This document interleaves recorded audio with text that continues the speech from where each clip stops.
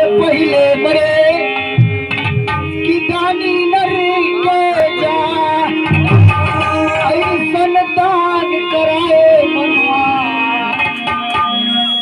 कि कुछ संसार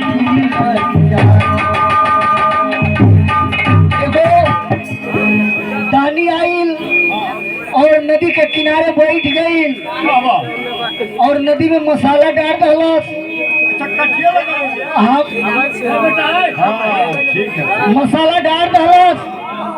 मछरिया महारानी आयल बस समझलस कि कोनो दानी आयल बा दान करता और दान समझ के जब मसाला पकड़ ललस तो बाबू का कैलन